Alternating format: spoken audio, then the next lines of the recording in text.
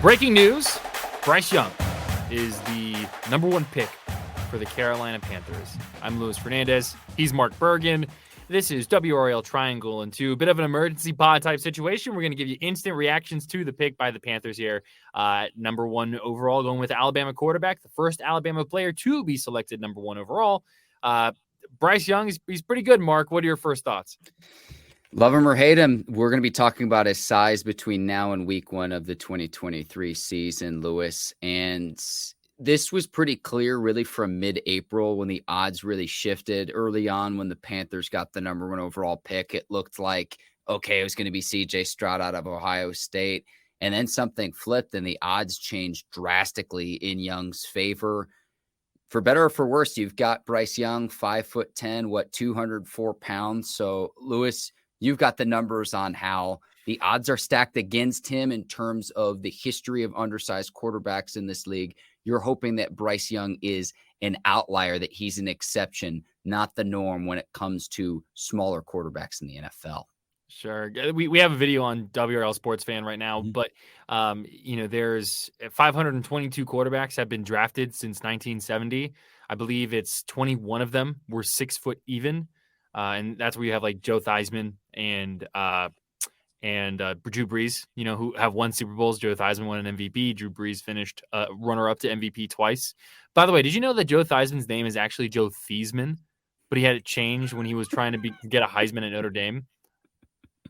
I did not know that, Lewis. I found that out today. You're teaching me some history here on WRAL Triangle and Two. I found that out today.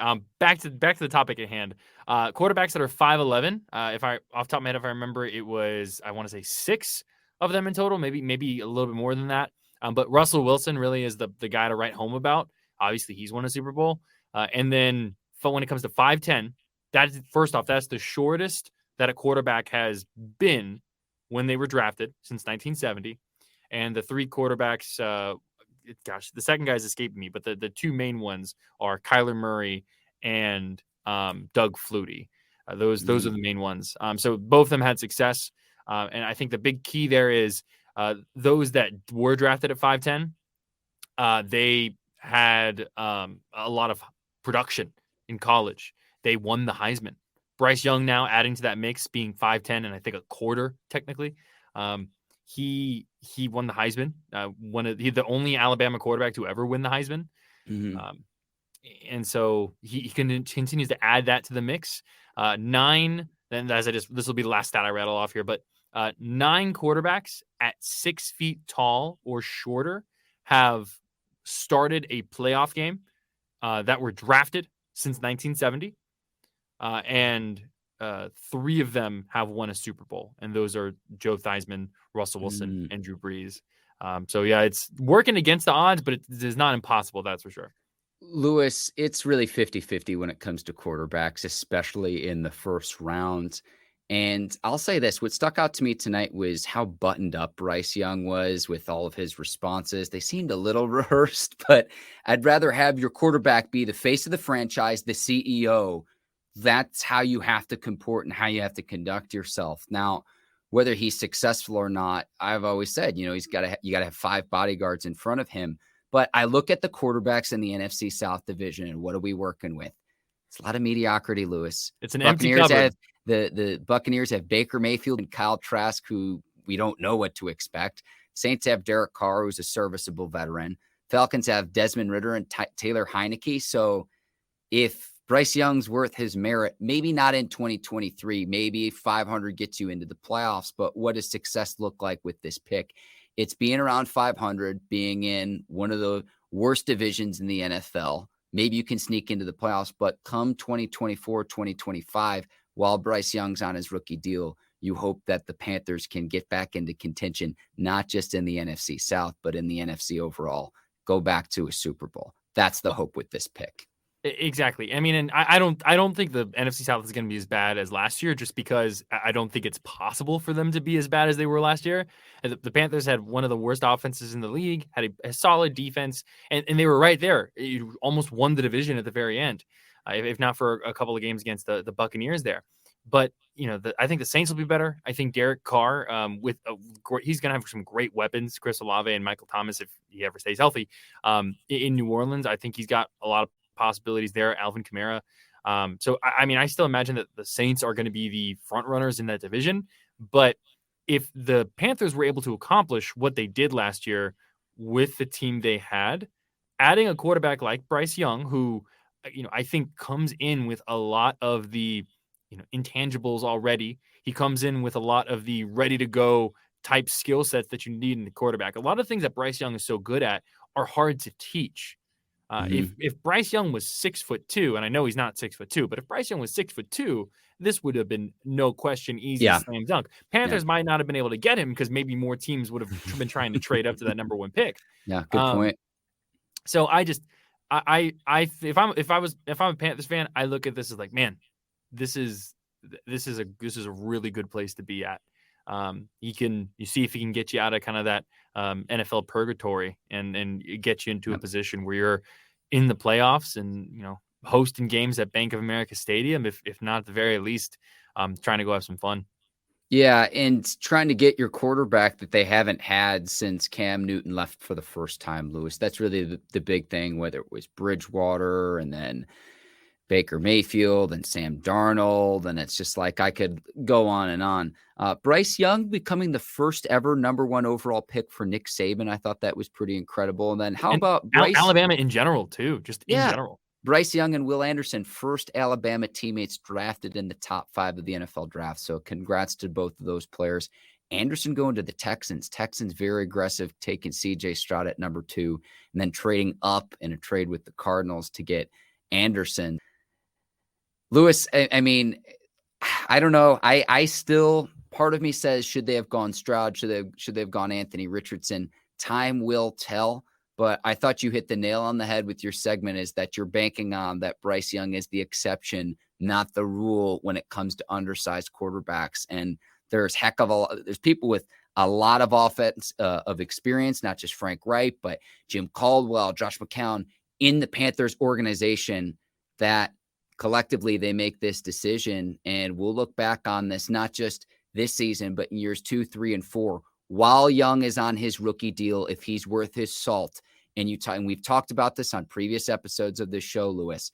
You look at the gauntlet of all the AFC quarterbacks, and Lamar's going to be back with the Ravens. We find that out tonight. Yeah. Aaron Rodgers getting traded to the Jets. There's a huge void in the NFC when it comes to talent at the quarterback position. It's a great opportunity for the Panthers. And that premium that you paid for the number 1 overall pick may end up being a bargain if Bryce Young pans out. Yes, absolutely. I think that it's so hard to tell, like, okay, who's going to be, but that's the question we're all asking, right? Okay, which one of these quarterbacks taken? Anthony Richardson going to the Colts at 4. Which one of these quarterbacks taken, is the real deal? Is the one that we're going to look back on like, yeah, that's the guy. No. First off, they could all be successful. Number one.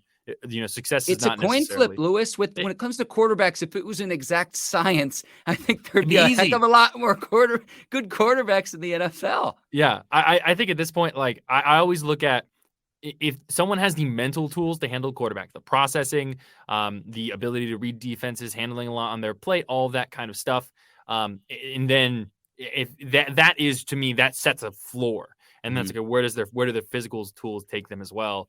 I think that both Bryce Young and C.J. Stroud, I think they were both safe picks.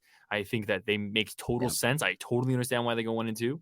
I think Anthony Richardson could end up being like the steal of the draft for the Colts, depending on if his physical tools end up carrying over into the NFL if he continues to grow as a quarterback. But I think ultimately, I really like this pick for the Panthers.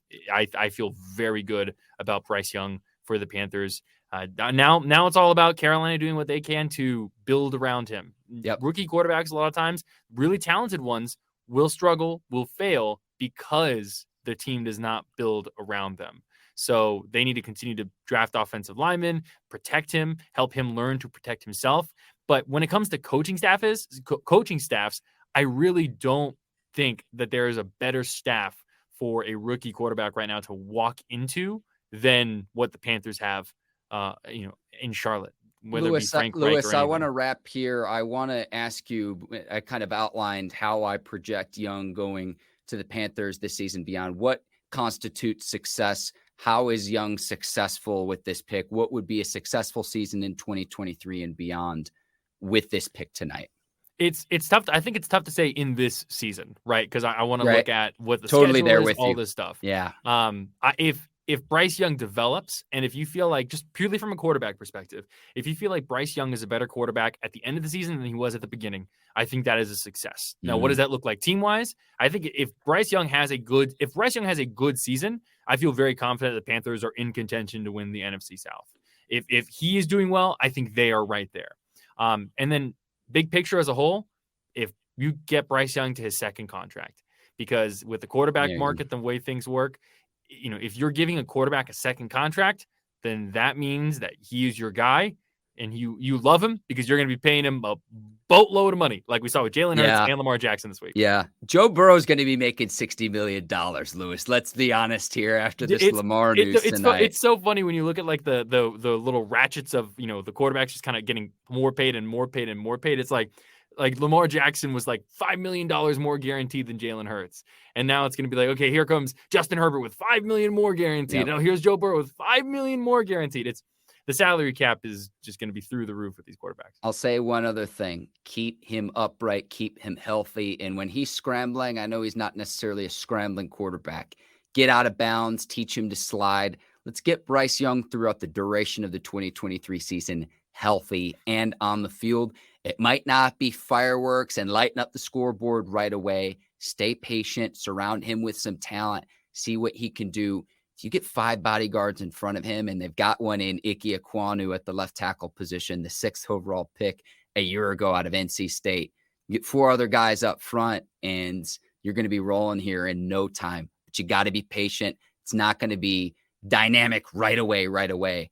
But if you're a Panthers fan, you got to be sitting pretty and a lot more confident than you were when you were sitting several weeks back with the number 9 overall pick. You just have the 1st overall pick.